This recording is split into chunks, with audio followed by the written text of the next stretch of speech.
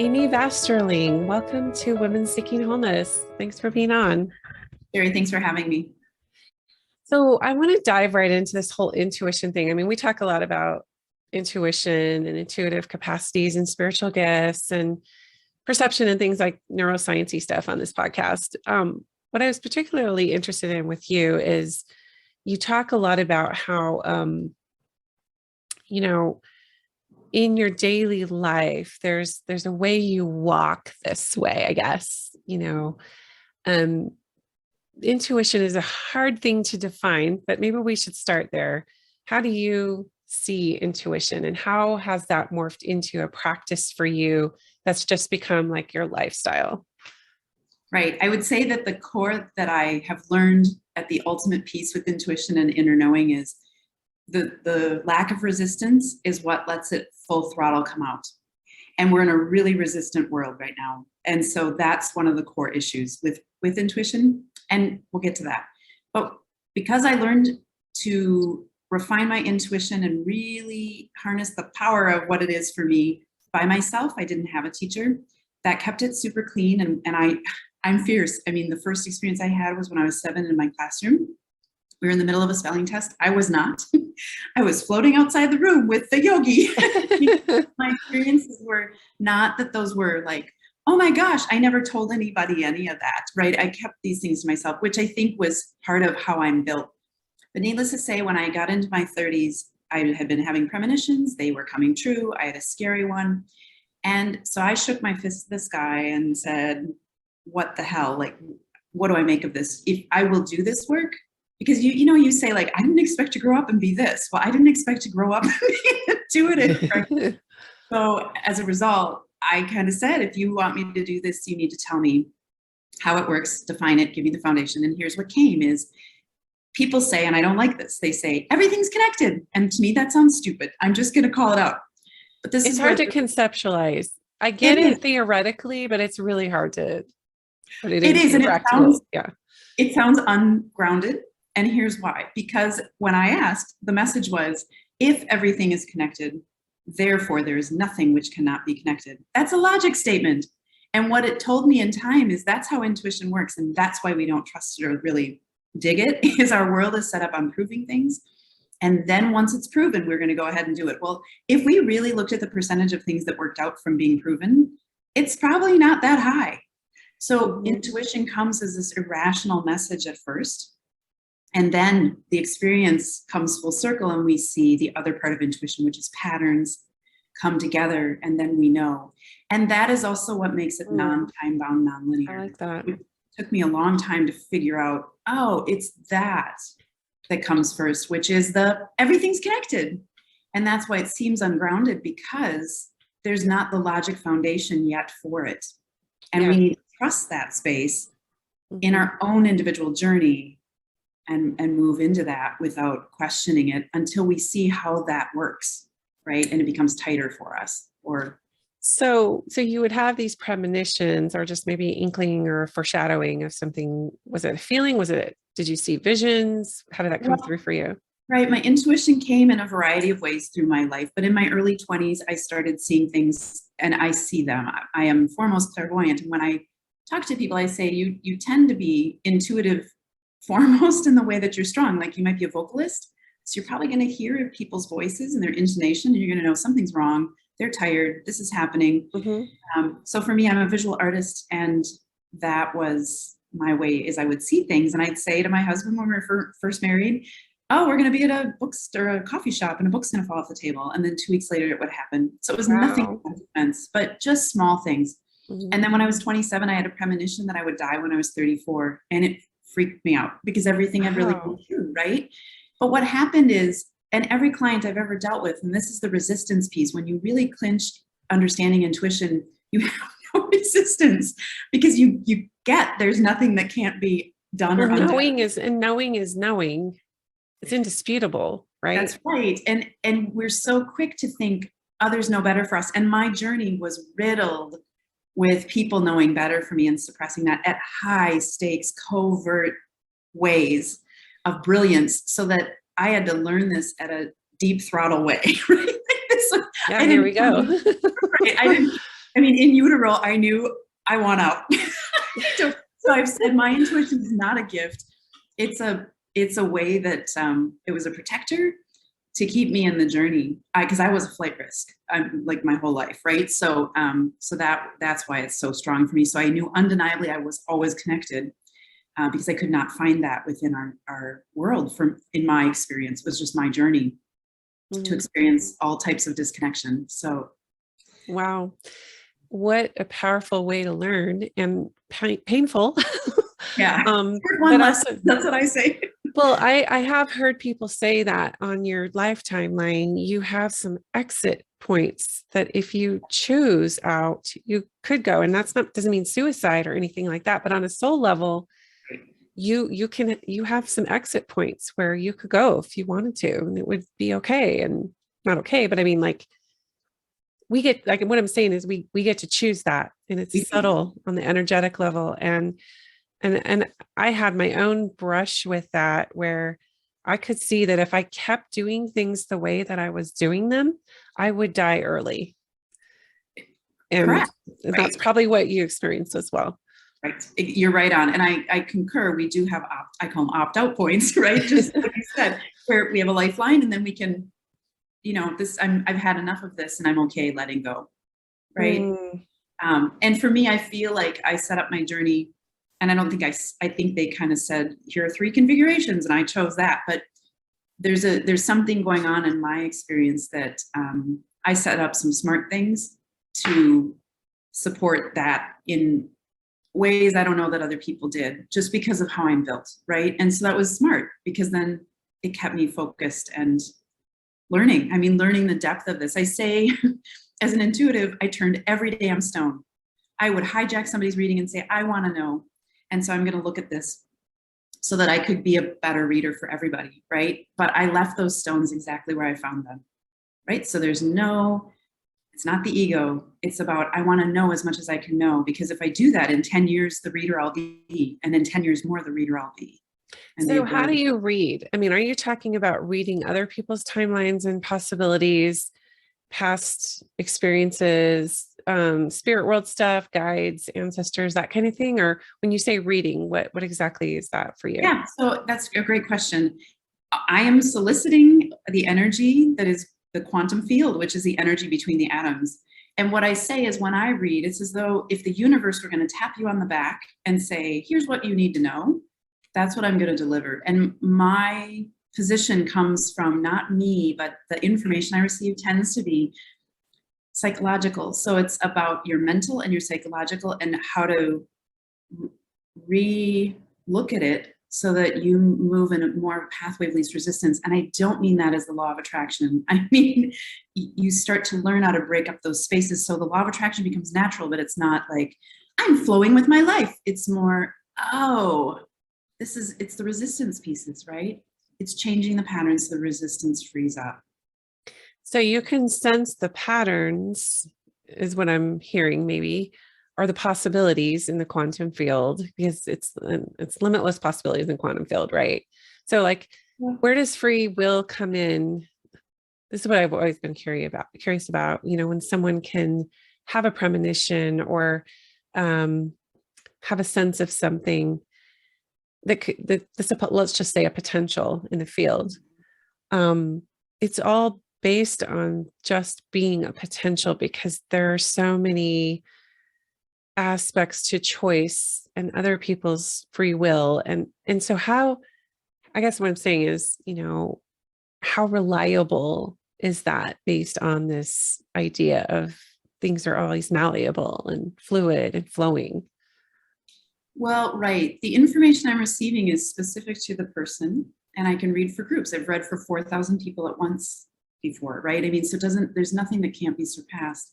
But I think more in the question that you're asking is, from my position and my expertise, I would say everybody, almost everybody on earth is currently living a large percentage in their free will.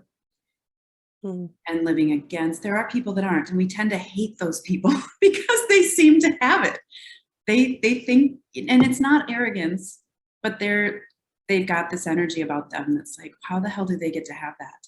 we've all experienced that in our life. What do you mean? I'm not exactly following you. So you say they're not living in free will, or they are living in free will? Like Yeah, a no, sovereign, like in a positive way? mm-mm. No. Okay. What do you Right. mean living in free will? Because that feels positive to me. Well, right. Okay, so let's go there. We're instead of living in our brilliance, we're living in our trauma. But Okay. that situation with that, we're using our free will to say, okay, I'm going to continue this and perpetuate this standard. I mean, So it's more here, like unconscious, making choices that are unconscious versus maybe the higher path. Is that what you're saying when you say free will? Because my construct of free will is that it's a God-given gift Mhm. that we get to choose, that we're sovereigns, that we have it within us, and the power is within us, like third chakra stuff, right? Right. I That think of it energy. differently. I mean, I understand what you're saying. I think of free will as we are actually following our intuition. We're following our own path and we know, and we are so synced up. And so, I mean, to me, free will is where actually, let's back up, is where we resist that part of us, right? And so I think I don't think I can define it because I think I see it differently. Is our free will is not, we are moving away from what I think where we're headed. So I think we define it opposite. So I guess I can't go there that it's. No, it was a very, like in my religion, it was a very, um, it was a very positive, Mhm. God-given, higher, like we get to choose. That's how I see for free will. We always get to choose. It's always our choice. I agree that we do get to choose, but I think that what I'm saying is more people at a higher percent live by the standard than the choice. So does that make Oh, okay. sense? So kind of, I see what you're saying. So you're seeing it more as like a status quo, maybe a lower frequency. Well, I don't like lower frequencies. I'm not going there because every frequency is really important. And it's not that a low one is bad. That's not my No, agenda. no, My, no. you know, I completely with you on that. yeah. Let's just say polarity then, like, so, or duality, if you will. Like if you make this choice, you might experience this frequency and it might make you feel this way, might activate this in your life. It could create this outcome. If you take this road, it's not that it's bad. It's not that we should shame you or whatever, but you're going to have a whole different experience and you're going to feel, something altogether different than if you took this. So I guess I kind of look at it as like your soul is guiding that process for you. Maybe it wants you to have a quote unquote lower density experience. It doesn't fit into these religious models or these other paradigms, but it's an experience that you need learning from, and maybe it is lower frequency, but you have to experience that lower frequency. So I kind of just see this whole free will as like infinite possibility, you know. And so yeah, I think our constructs of it are different, but I'm trying to follow what you mean by like everyone is. You're saying most people are choosing to be in a free will defined as. Yeah. I don't think it's, I can define free will. I think I'm going to take it back way more of a core construct of what I understand is from empowering as a parent. Mhm. What I came to see is God or the universe is simply natural consequence and manifestation. Mhm. And when you say polar opposites, that is exactly, I'm writing a book, and that's exactly what it's about, is when I learned how to parent my children from an authoritative space, from it's a very powerful space. And it took me about 8 years of getting really around it. What I realized is I felt for 2 years like I was silently breaking in two because I was breaking free of a model. So the idea of polarity to me, or this construct of hierarchy, is quite dangerous in Oh the yes, I'm not promoting it. I hate hierarchy. no, but we speak that way a lot. And so I'm advocating that we look at all energy as powerful, because the idea is if we don't resist, and this gets confusing. Like I think where you were headed gets confusing because there are a lot of variables, right? Like when we talk about parenting, there are a lot of variables. So it's hard to say this is how, but with this construct, I'm losing my train of thought. If every everything is available to us, or if everything, we don't resist the things like somebody said years ago to me, evil and demons again and again and again. So I said, let's get after that. And I found something completely different. And I figured it out. I championed it, right? So I guess I'd rather head into But that. you stopped resisting the fear, I guess is what I'm hearing, is like, you know, people bring these obvious polarity things like evil and demons and whatever. And it's like, well, let's take the charge out of that. Let's climb into it. Let's explore that. What's the meaning I've attached there? What's the meaning society has attached there? And then it's not ominous. Well, easier than that, I said, I'm going to go in with no preconceived idea. My husband said to me once, our family was having some issue, and he said, you have to be the person who mediates, even though I had a position on the issue, because he said, I know that you're going to have a position and still mediate.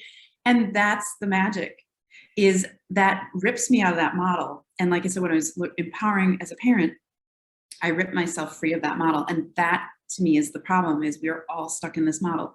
We see it in our world so highly in politics and with the pandemic and so on, these ideas of extremes. But when I will make it simple. When you know, without a doubt, it was correct for you to vaccinate or to not vaccinate or to wear a mask or not wear a mask, and you know that that's true for you, you have nothing to prove. Nobody notices if you wear a mask or not. Nobody asks you if these things become your own journey with it. You made the decision and you stand behind it, that if there's a consequence of either side of it for yourself, you're cool, you're good. There's no resistance to it. And therefore, nobody ever asks you. Nobody asks me what I did or why I do it. Because I know, and I stand in that space without having anything to prove. Does that make sense? Oh, yes. Okay. Yeah. In introducing polarity and duality, I wasn't advocating for it, only to say that dualism is what the world is experiencing. Good, right, bad, good, bad, right, wrong, evil, righteous, whatever. And it eclipses our spiritual evolution and our soul evolution, because we get into this very dogged, like you said, the hierarchical ways of, elite, even elitism, right? And I think what we're saying, I think we're both on the same page here, is that, take authoritarian parenting that you referenced, right? Authoritative, not authoritarian. I mean, okay. Authoritarian is and authoritative is. Yes, that's the healthy. Okay, yes, thank you for that clarification. Sure, So sure. like permissive parenting, and then on the other side is authoritarian, right? Mm-hmm. But it's that middle ground, and I think that's where I think the middle path and the middle way and the middle ground is the healthy place. It's like your humanness and your divinity, and but give me a little bit more about what you meant. We might be leaving our listeners hanging a little bit on this idea of where you feel most of humanity is right now, because you made a statement about free will, and I just want to make sure that we wrap that up for people. What did you mean by that? Well, I'm going to just take it where I think we're headed, but is when we talk about these opposites, these extremes, really, to me, that's a good thing that's happening, because if we don't expose the hatred or the extremes, we can't heal them. So it's almost like we're funneling all of us into that middle spot and that is where the power resides, versus control and enabling. Got it. So but we almost have to see both extremes, right? In order we have to, like you said, to be in non-resistance, we have to see it for what it is. Right. So even though it's ugly to watch, like, to me, America is maturing as a country. Canada is maturing as a country. We're pretty young countries.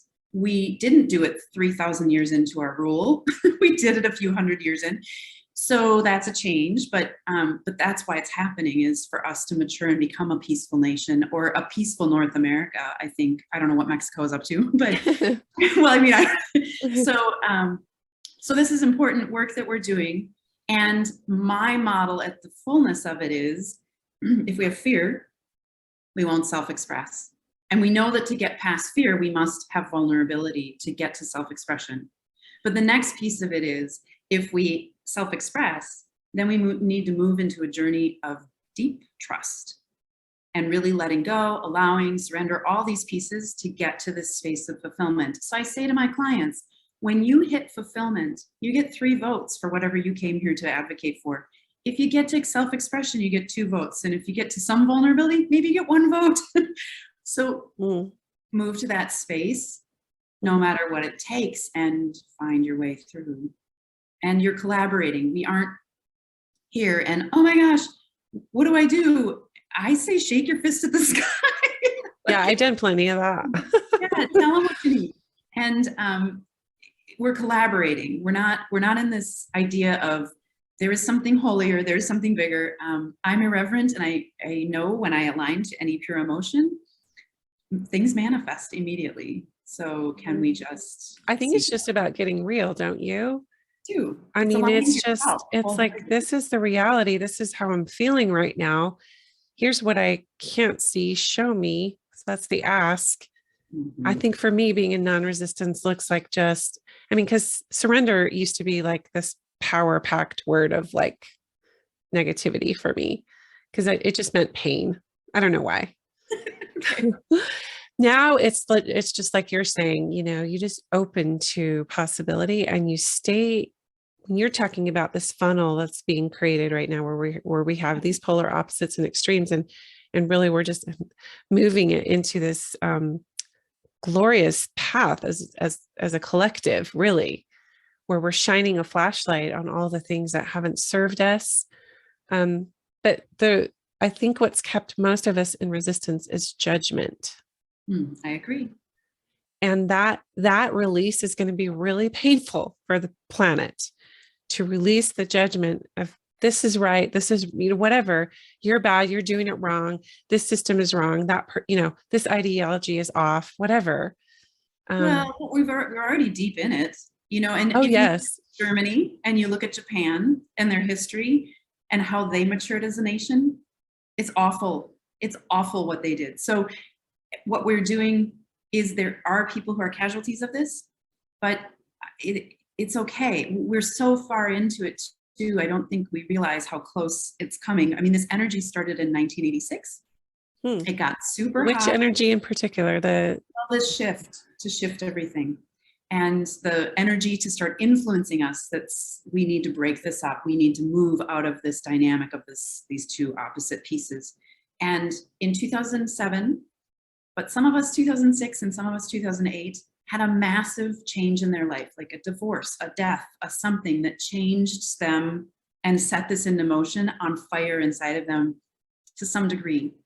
And then, as all the years have been providing us different energy experiences to shape and change, and it will sum up in 2027. So really, this isn't it. We probably have seen most of the ugly and experienced most of the most painful points, except for coming through that birth. For people that haven't experienced that, can be hard. And yes, surrender sucks. Surrender, to me, I define it as like this. I was on an airplane coming home from Washington, a retreat I was co-hosting last month, and we were pulling out back from the gate, and the plane stopped, and I was like, shh, just got full of anxiety, and I was like, oh my God, the plane's gonna crash. And then I thought, well, if I'm supposed to die, it's okay then.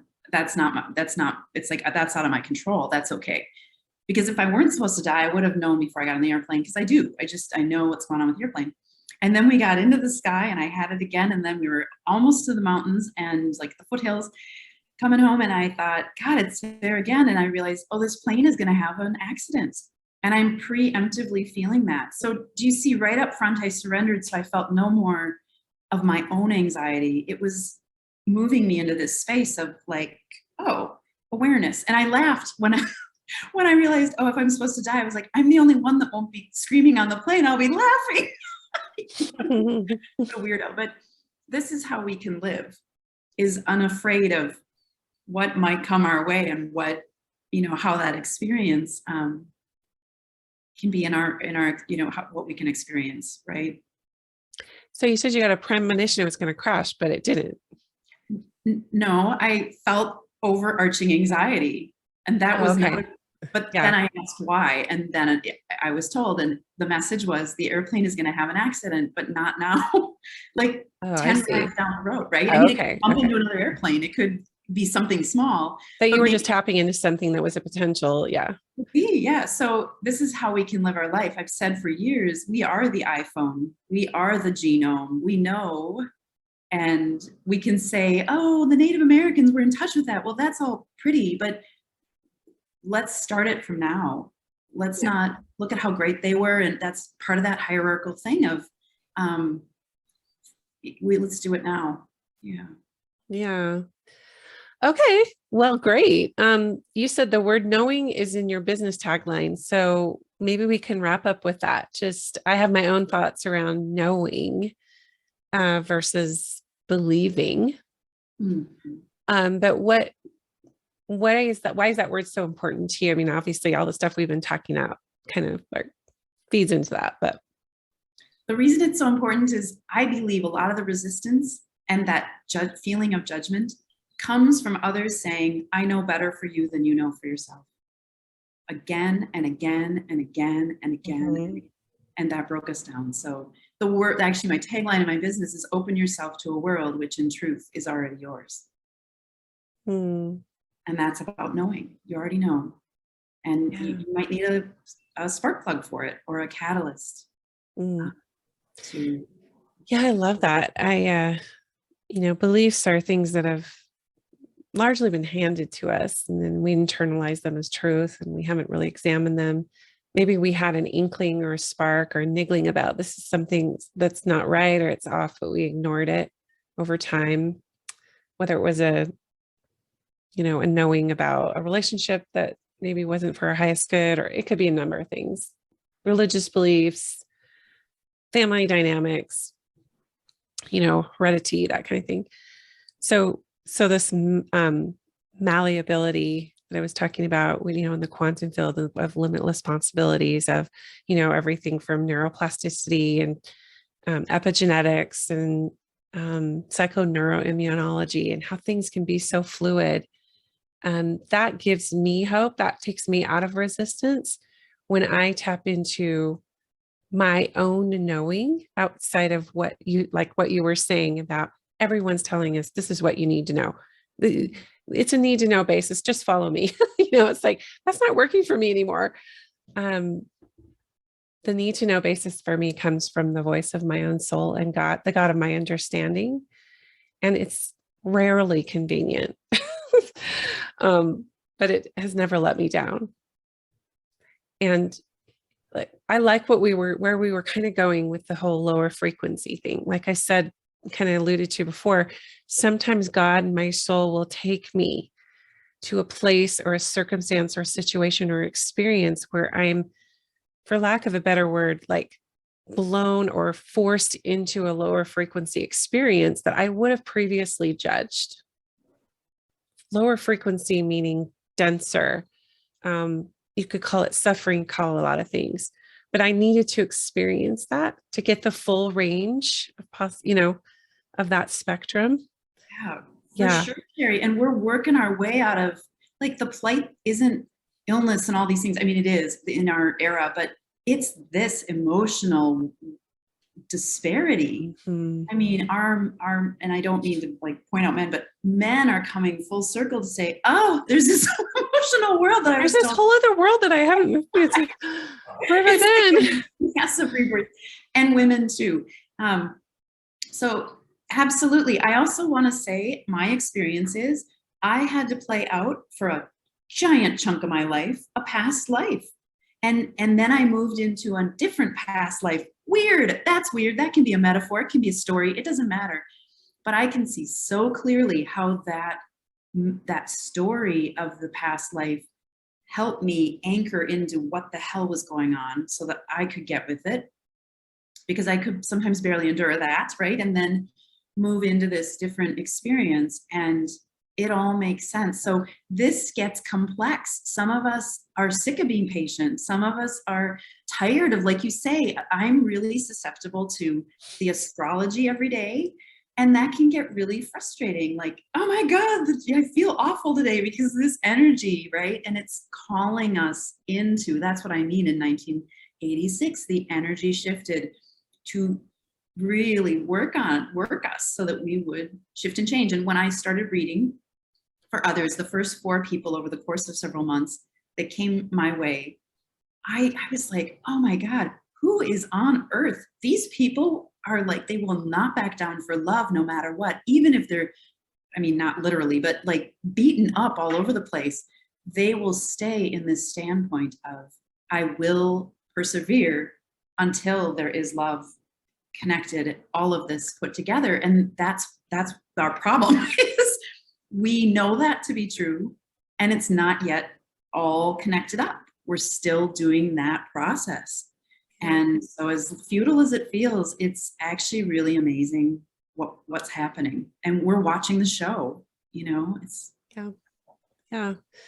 The closer that, all this pendulum shifting and what have you is bringing us closer to love. And it's painful. It's like birth, right? It's not pretty. Well, okay. So one other thing I wanted to kind of to bring up is the wisdom gathering that you are a part of. Do you want to explain that a little bit? Yeah, I'm the founder of the Wisdom Gathering, and I created it for clients and people who are deep thinkers. They want to have a space to have that deeper conversation. I had a lot of clients say, there's no place I can talk about this. I have a lot of people who call me and say, you're the only one I can tell this to, because nothing is strange, right? But the idea behind it is, it's a reading that I do at the beginning of all the people who attend. And in a way that simulates a church. I didn't realize that. I've been doing it for years, but until recently, where I'm reading about you, I'm reading about the energy of the collective group there. And then you are the ones creating the homily that attend. And so the people in attendance help create questions based on what they heard. And then there's some time where they do some journaling, they go into small groups and discuss it, and then we come into the large group. And the entire point of it is to help people see they're not so different and to neutralize that playing field about how we get in our head. So that's why it's really powerful for the deep thinker, because we tend to, get in our head, think too deeply. Mm-hmm. And when we see, oh, this person thought that same way about it, and it is at this point just for women, but it's a space to reconnect. And, I say gain inspiration and clarity through intuition and self-discovery is really what it's about. And we need community right now. We need healthy community. It's how women learn. Yeah.